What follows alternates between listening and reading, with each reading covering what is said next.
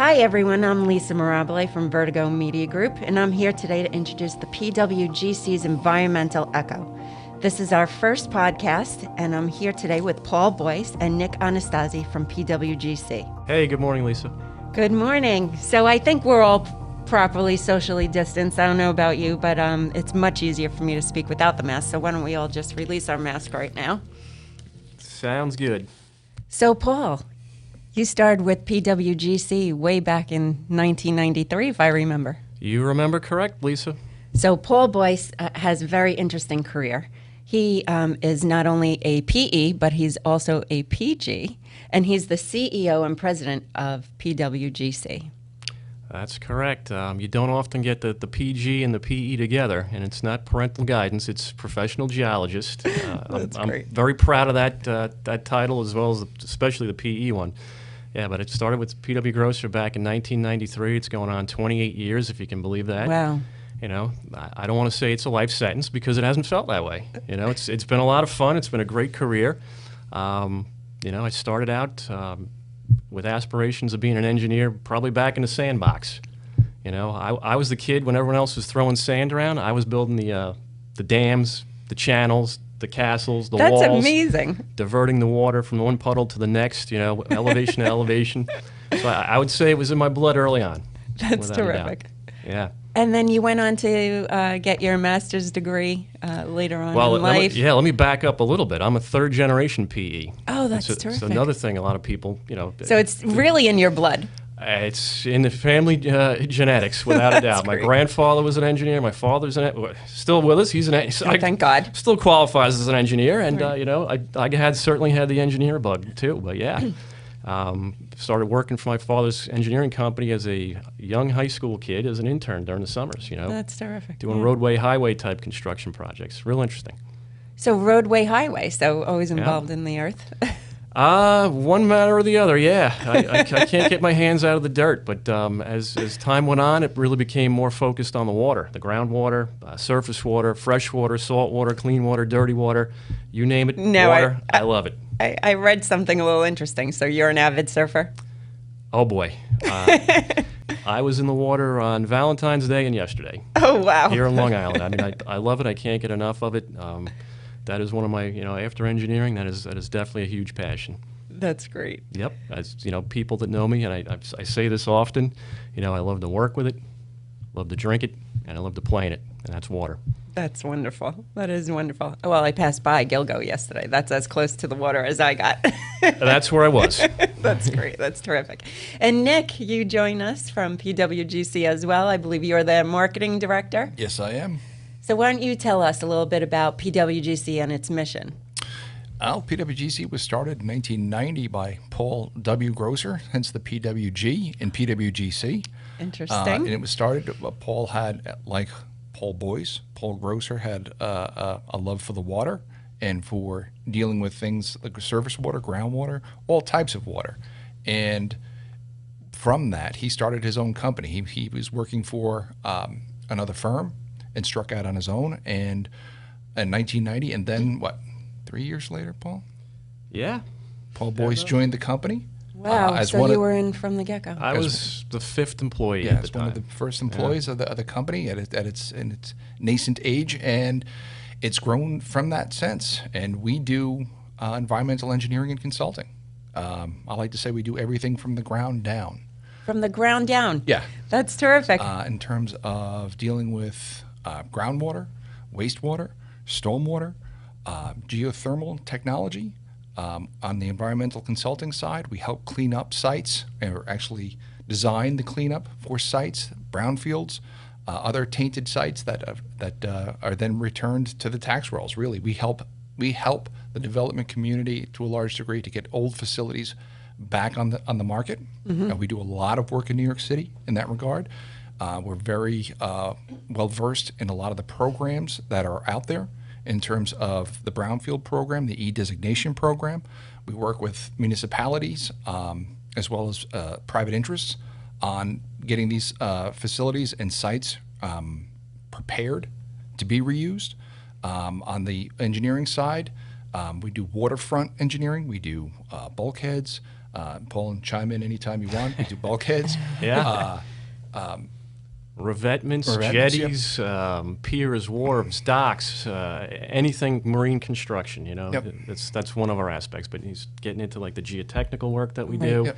I mean, we can go on all morning if you want. I mean, it's pretty diverse, but it's focused environmentally. I'd love to go on all morning, but I think what's really important for your listeners is to understand that you guys were probably the first, I think, environmental engineering firms here on Long Island, or were around for the longest.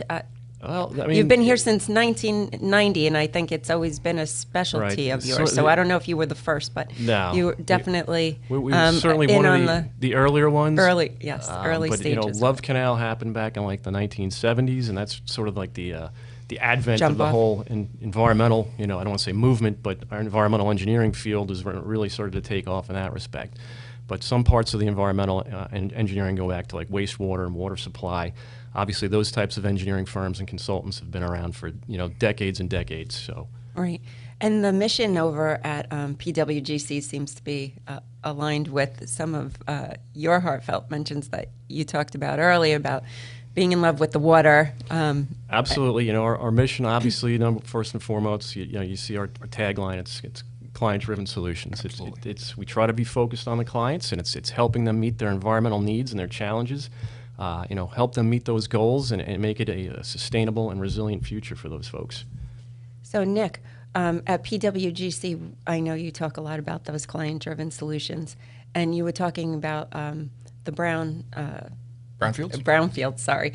And I know you've had a lot of notable clients. Why don't you tell me a little bit about some of the most recent projects that you've worked on, or one of I guess maybe your most notable. Among our top 5 projects, we have been working at Garvey's Point on the environmental remediation side to enable the redevelopment of that area, which had suffered from severe environmental contamination, and is now well underway to being redeveloped, and is going to be a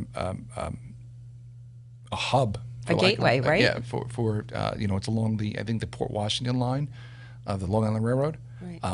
And it is moving forward, and it's going to be a tremendous, if not already, it's going to be a tremendous success. We've worked with Brookhaven National Labs since, I think, Paul, 1994? 93. 93? My very first project at PW Grosser was B&L. Nice. Yes. And we worked with the lab to again address the sins of the past in terms of finding areas where they used to dispose of used items and collecting them and getting them out of the ground. Obviously, the lab has also been associated with other environmental challenges that we've helped. So many labs have had faced that. Yeah, to bring them back up to speed. We've worked with them again for more than almost 30 years. Suffolk County, we work with Suffolk County on any number of levels, working both as an environmental consultant and an engineer. We're working on some of their wastewater projects as we speak. Some of them include the development of a collection system for the hamlet of Oakdale. We did a study for the same for the hamlet of Great River. We did an extensive drainage study for the hamlet of West Islip, which also led to a project that we're currently working on with Good Samaritan Hospital, Catholic Health Services, Good Samaritan Hospital, and Our Lady of Consolation Nursing Facility. Yes. They also, because of Superstorm Sandy, had issues with flooding, and we're working on designing, and I think we are out to bid. It is. They're out for bid. With the designs for developing a system, a resiliency system, that will enable the hospital to operate under all conditions. So we're across the board on the East End, we're doing some geothermal systems for some of the residential facilities out there, and obviously they're a little bit different out there than they are for the rest of the island in terms of their size and scope. We're working with the Village of Sag Harbor. But regulations are the same. Yes. Okay. So it's just different size, different scope, but regulations and right. Okay. We designed and oversaw the redevelopment of Long Wharf in Sag Harbor, which was a major project and has received accolades. I was going to say you were awarded. We were for that. I remember it was on TV. We received an ACEC award, ACEC New York award for that project, akin to not as high as what we received for the St. Patrick's Cathedral project, but an award nonetheless. An award nonetheless. Now, you just mentioned St. Patrick's Cathedral's project, and now to me that was a fabulous example of being timely, being on budget, working under extraneous circumstances because the Pope was, I believe, coming to town. So why don't you tell me a little bit about that? And I think, Paul, you were involved in that project. I was directly heavily involved. I was one of the key designers of those geothermal wells. They're called standing column wells that sort of encircle a cathedral. There's, I believe, 6 on the north side on 51st and another 4 on the south side. And it was drilling in rock on a sidewalk in Manhattan, which is no easy feat, especially when you're going down, over 2,000 feet in some instances. Over 2,000? Yes. And wow. The idea here was to use the earth to heat and cool the cathedral, what we can do these days with technology in terms of the drilling and then in terms of the mechanical side on the inside, using just some water that we're going to circulate back and forth between the earth and the cathedral's heat exchangers with a pretty big cooling load, hundreds and hundreds of tons inside the building. Amazing. Amazing project. And you got that done within what amount of time? It was from start to finish, it took years, but the finish line got closer and closer with the Pope's arrival back in 2015, Pope Francis. Yes.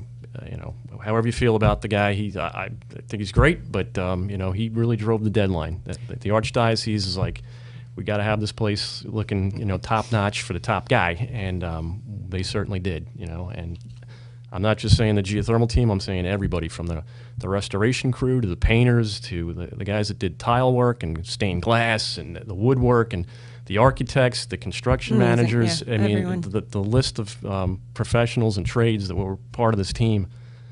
It was just great to get to meet these people and work with them. Real terrific exposure for everybody involved. Right, and great to be on, have them on your client roster list. That's absolutely. And let me just great. say that the other aspect of this, which PW Grosser really gets behind, is the environmental side. Yep. All right, Yes. we are using the earth to heat and cool, as opposed to fossil fuels or cooling towers and stuff that's going to make noise or be a Legionella type of problem, Right. or just carbon emissions. And the church or the Archdiocese was really behind that. They wanted to do what was right, not just for them, but for the environment as well. So they were willing to undertake the extra effort and go that extra mile to do a project like this, at least the portion that we were involved with. And that really impressed me, and I was glad to be a part of it. Yeah, it should impress you, but then also thinking about, the future, that's an excellent solution for so many reasons, not only, in cutting down savings for It goes back for the to environment. our mission and vision, and you read those on our website, and it's got the word sustainable or sustainability in there, and that's what we're about. That's a great We solution. want to leave something for the future generations. That's right. So we talked a little bit about some of your notable clients, but I believe, Paul, you've been on TV quite a bit with Suffolk County. Well, it was a project in Suffolk County. Yeah, it was a school district out in Suffolk County. They were facing some environmental concerns over the years. They were, it was pretty high profile. The public at large was, really involved and concerned, and so were the school district officials. So they went outside to hire an environmental consultant. They selected PW Grosser. They brought us in to help them figure out, what do we got here? What do we need to do about it? Right. How do we make sure that this building is safe for occupants, meaning, the students and the staff? That's right. And it was a big undertaking. I can't think of a better project really to be involved as being a Long Islander and a mom. To hear that you're a part without and a to know doubt. that you're taking good care of the kids without a and the doubt. educators that work so hard. So I was very proud of having you guys involved in that. And it was not an easy project. It was also time sensitive, and as we were undertaking this project, the pandemic hit. oh yeah, for lack of a better word, Absolutely. But that had its pluses and minuses. Obviously it slowed things down, but it also emptied the school out. Sure. So we were able to get in there with, Right. instead of having to work around weekends or after hours, we had more access to the school than we normally would. But in some instances, you need the building occupied to take certain readings. You know, Oh, okay. so when there's no more students and staff, Right. it makes it a little more challenging. So you have to wait till they come back, and but we got a lot of that type of work done prior to the school shutting in March. Great. So you guys are pretty agile, though. You're able to adjust. We are super flexible. We definitely want, as I said, we're client-driven solutions. Whatever it takes, we're willing to work with our clients to get their environmental needs met. Well, you talk about being agile, and you talk about being, client-driven solutions is at the core of your business, and I believe that comes from your staff and your people. Now, I've interacted with quite a few, and I have to tell you, I find them to be not only professional, but they're kind. They're very articulate. They know how to communicate very well. And when, everything that we do in media revolves around deadlines, they've been very timely. So why don't you tell me a little bit about the staff, because they all seem terrific. You hit the nail on the head. The professionalism, the quality work they do, the responsiveness, it just goes on and on. But we've got about, just about 70 employees now. Our headquarters is right here on Long Island, Bohemia. But we also have an office in New York City, another one up in Saratoga Springs. We have a small office out in Seattle. That could be a subject for a whole nother Okay, we'll talk about that later on. But yeah, and we've got a couple of folks, one guy in Connecticut, another one in Syracuse. But it's a pretty good diverse mix of professionals, engineers, which include civil, environmental. We've had some mechanical engineers in there, some chemicals. Along the way, on the environmental side, it's hydrogeologists, it's environmental scientists, it's geologists. It's a really, really good mix of people, diverse in terms of their skill sets and their talents, and just between the different offices, we do have things spread out a little bit, but Right. they work cohesively. It's a very collaborative environment, very open, very casual. Very transparent, it's sort of our culture.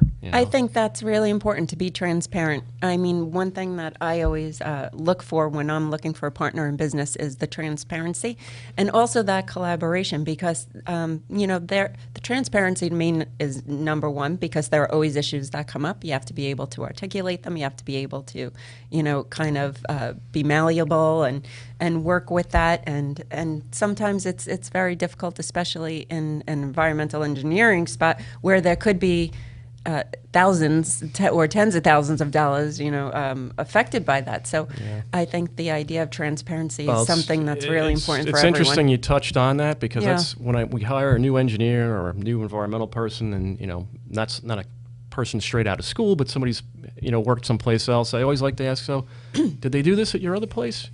And the answer is always no. We never heard about this. They never told us this. We didn't do this. We didn't have that kind of information. So it's maybe we're too free with it. I don't know, but they seem to really appreciate it. And collaboration. Absolutely. There's no backstabbing at PW Grosser. Okay, so now the hard question. Shoot. I know we don't have a crystal ball, but where do you see PWGC going in the future? We are on an upward trajectory, without a doubt. I see growth, I see opportunity. Whether it's organic growth, or we're working to do some acquisitions, to expand our horizons, our skill sets. We're taking on bigger and more challenging projects each and every year. So I'm not going to say the sky's the limit. That's a little cliche at times, especially in the environmental field. But the ocean's the limit, right? Yeah. Yeah, that's right. That's way better.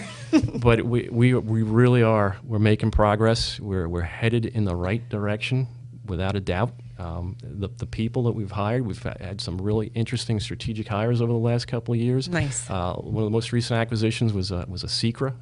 Yes. Was an individual who owns a Secra company. Brought her in. She's starting to develop that. So that's just, again, expanding our available skill sets to get more of the services under one roof to meet the client's needs.